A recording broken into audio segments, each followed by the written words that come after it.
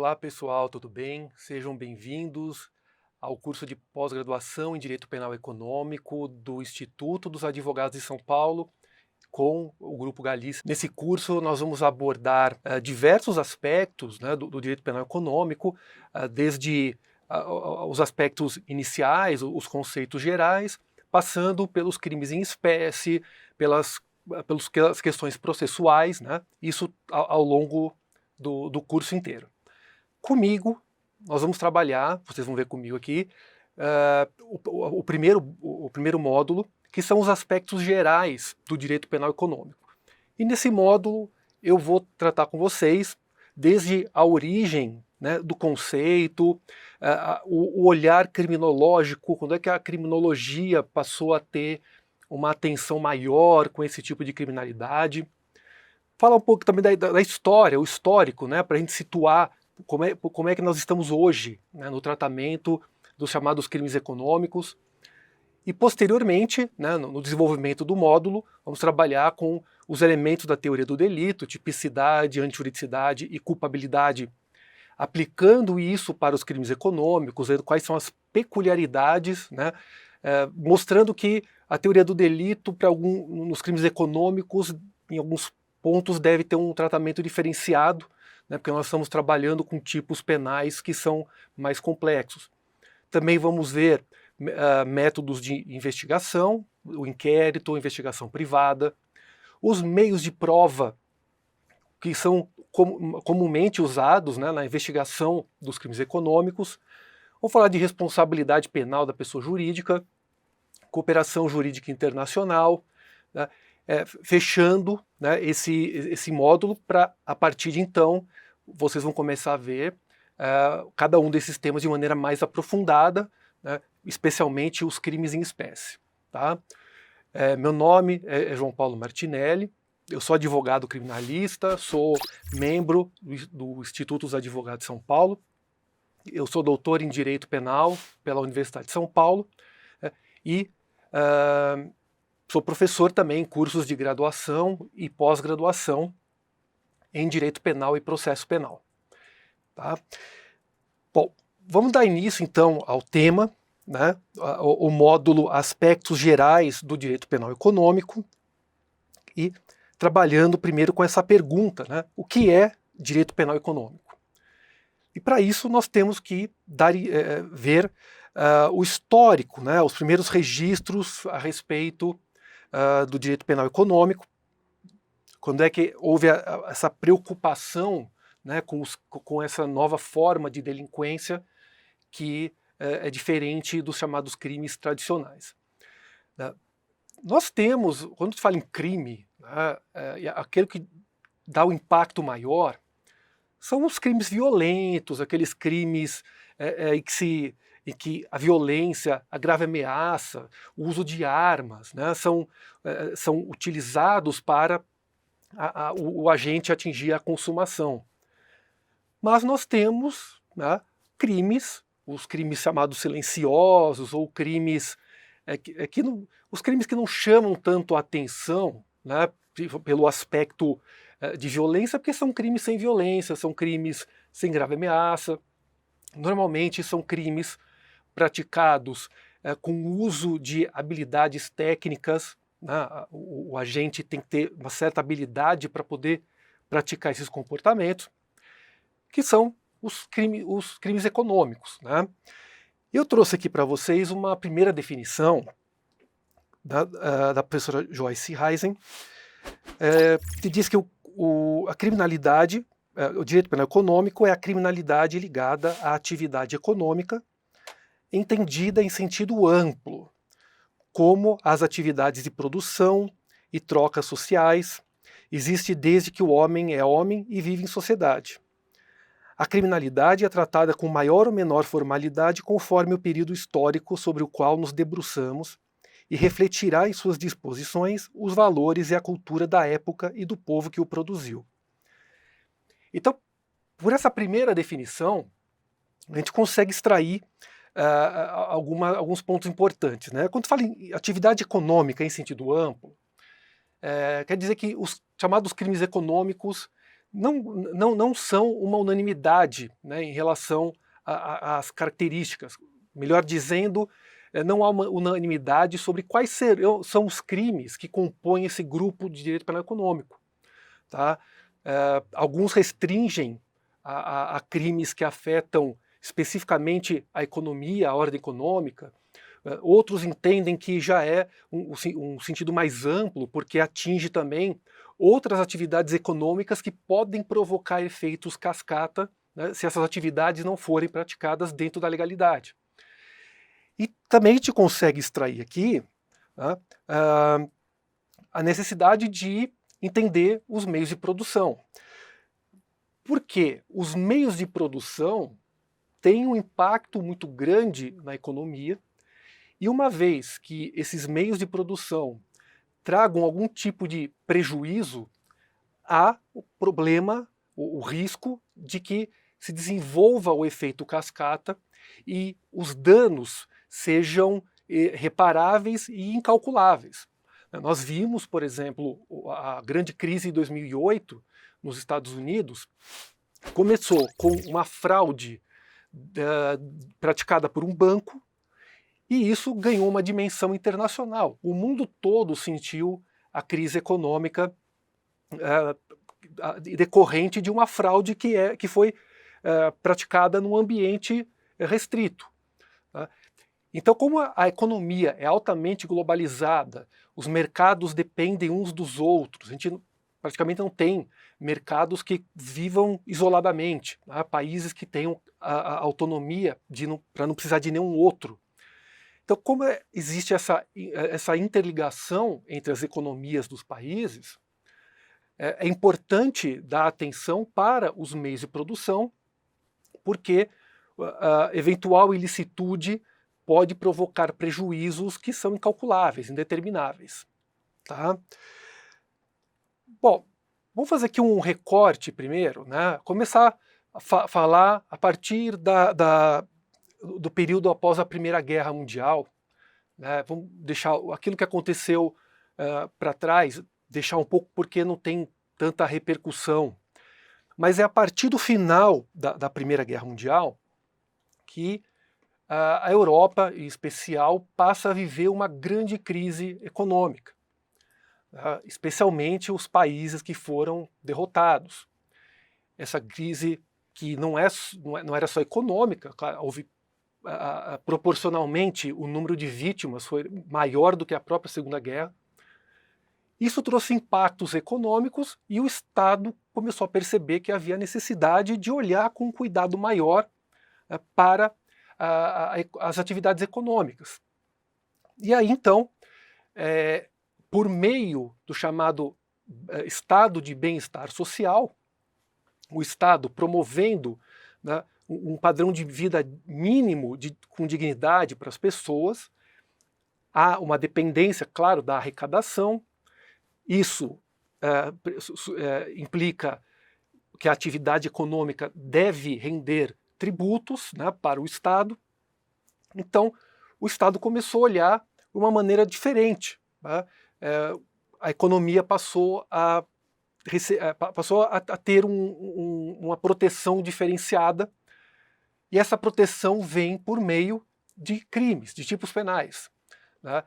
Então, a partir desse período pós-Primeira Guerra, começa a haver uma ampliação dos chamados crimes econômicos como forma de tutelar a atividade econômica e, por consequência, a sociedade. Então, com a introdução desse estado de bem-estar social, o Estado também passa a interferir com maior intensidade na atividade econômica. Então, nós entramos num período, né, em que o Estado, tanto é que nós tivemos em vários lugares, inclusive no Brasil, né, regimes de exceção, estados que passaram a ter um controle maior, quer dizer, o livre mercado começou a perder espaço, né, porque se não fosse a intervenção do Estado, provavelmente a economia mundial não teria se recuperado. Né? E um exemplo, que é o mais famoso talvez, né, foi a política aplicada por Keynes nos Estados Unidos, considerado até então o país mais liberal economicamente, né, e que para poder reerguer a economia, o Estado teve que injetar muito dinheiro ali. Tá? E na Alemanha? Né? Na Alemanha, e é importante aqui, porque a Alemanha não só pelo papel que teve na Segunda Guerra, mas também porque a Alemanha é a maior referência na dogmática penal. A Alemanha passou, né, também a ter esse estado de bem-estar social. Foi promulgada a famosa Constituição de Weimar, né, que é uma constituição que colocava o indivíduo, né, como centro do ordenamento jurídico. Então, tudo que o Estado fizesse tinha que ter o ser humano como referência. Tá? Então, o início ali de uma tentativa de instalação de uma democracia efetiva. E aí também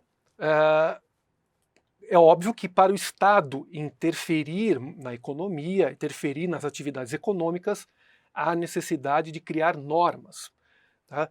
E tanto normas administrativas como normas penais foram utilizadas como maneira de tentar equilibrar a economia, punindo atos que pudessem, de alguma forma, provocar danos, né, à atividade econômica. Bom, só voltando aqui, falando um pouco, né, da Grande Depressão, em 1929, nos Estados Unidos. Então aqui também, novamente, tanto na Europa como nos Estados Unidos, o Estado passa a ter uma intervenção maior, né, e essa intervenção se dá por meio, especialmente nos Estados Unidos, especialmente por meio de normas penais. E aí, vamos avançar um pouco no tempo, né? E vamos até começo da década de 70, quando vem a crise do petróleo, né, o mundo dependente do petróleo. Então, com a elevação do preço do barril, obviamente que o combustível passa a ficar caro em todos os lugares. Né? E especialmente nos Estados Unidos também, outra grande crise em decorrência da Guerra do Vietnã. Houve uma perda muito grande para o país, o que demandou também uma nova política de intervenção na atividade econômica. Mas aí, nos anos 80, né, a gente entra já numa nova era, né, uma era de menor intervencionismo, né, de um liberalismo econômico, de autorregulação do mercado, né, uma política mundial, especialmente comandado pelo presidente dos Estados Unidos, à época, Ronald Reagan, e a primeira-ministra da Inglaterra, Margaret Thatcher. Eles defendiam o livre mercado, né, a mão invisível, né, o mercado por si só chegaria a um equilíbrio. Né, o que se mostrou insuficiente. Né? Tanto é que, sempre que tem uma grande crise econômica, o Estado é quem primeiro socorre as empresas, né, as grandes corporações. Mas nesse período, né, apesar de um liberalismo econômico, houve uma grande preocupação na regulamentação da atividade econômica com uma expansão de normas penais.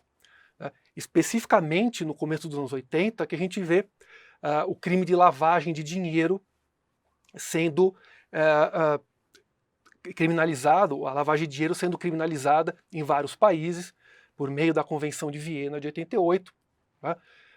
O combate ao tráfico de drogas, né, que muitos dizem que a guerra às drogas, na verdade, era uma guerra ao dinheiro que saía do território norte-americano e que ia para os países produtores de entorpecentes, e isso acaba afetando a economia.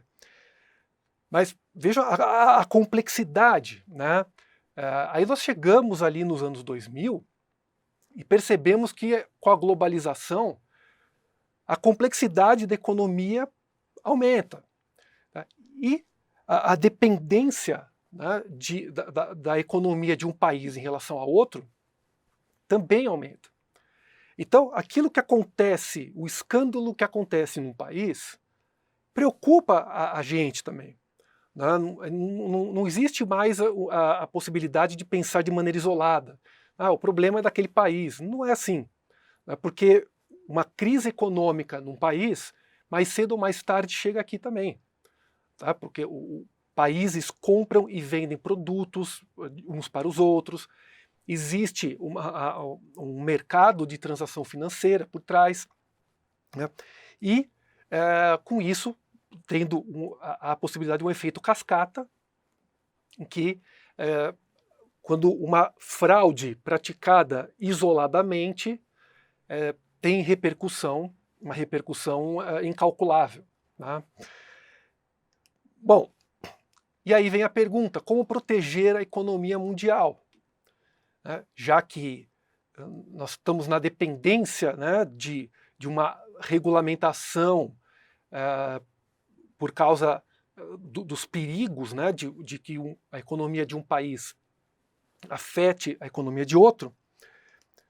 Então vem, a partir dos anos 90, uma grande expansão do uso do direito penal para tutelar as atividades econômicas. Tá? Aqui no Brasil, depois a gente vai ver também o exemplo, né, das leis que ainda hoje têm vigência, né, a respeito da regulamentação das atividades econômicas. Mas se a gente analisar os tipos penais dos crimes econômicos, e vai ter uma aula específica sobre isso, mas só vou adiantar. A gente percebe que esses tipos penais nada mais são do que repetições de infrações administrativas, com a diferença de que há uma sanção de natureza criminal. Tá? A gente vai ver o excesso de tipos penais em branco, mostra que o que se pretende tutelar ali é a própria atividade econômica. Né? Esse é um problema bastante complicado quando se estuda bem jurídico. Qual é o bem jurídico, ou quais os bens jurídicos que são tutelados, por exemplo, nos crimes contra o sistema financeiro, no crime de lavagem, no crimes contra a economia popular, quando na verdade nós estamos tratando aqui de uso do direito penal para regulamentação de atividades econômicas. Alguns até usam a expressão administrativização do direito penal. Quer dizer, o direito penal sendo utilizado para tutelar atividades que, na verdade, deveriam ser tuteladas, regulamentadas pelo direito administrativo. E também vem um crescimento, uma expansão da chamada cooperação jurídica internacional, desde não só no caso de extradição de uma pessoa de um país para o outro, mas também a troca de informações. Né? Há necessidade de tornar mais ágil, né, a troca de informações entre investigadores de um país com o outro, o poder judiciário de um país com o poder judiciário do outro. E isso também precisa ser levado em consideração, né, especialmente porque hoje, com um clique, é possível transferir dinheiro de um país para outro muito distante. E aí nós temos a preocupação dos chamados paraísos fiscais, né, que são países que oferecem uma baixa tributação para atrair dinheiro e também não se importam com a origem desse dinheiro. Tá? Tanto é que esses paraísos fiscais não são signatários dos acordos de prevenção à lavagem de dinheiro. Isso acaba sendo um grande desafio, né, quando se descobre que o dinheiro proveniente de crime foi enviado para um paraíso fiscal. Bom, essa foi a primeira parte da aula, então eu vou concluir por aqui, né, as questões que envolvem o problema da globalização, a cooperação jurídica internacional, e na próxima aula nós vamos ver como é no Brasil, né, ver o histórico e como está atualmente a legislação brasileira em relação ao direito penal econômico. Até a próxima.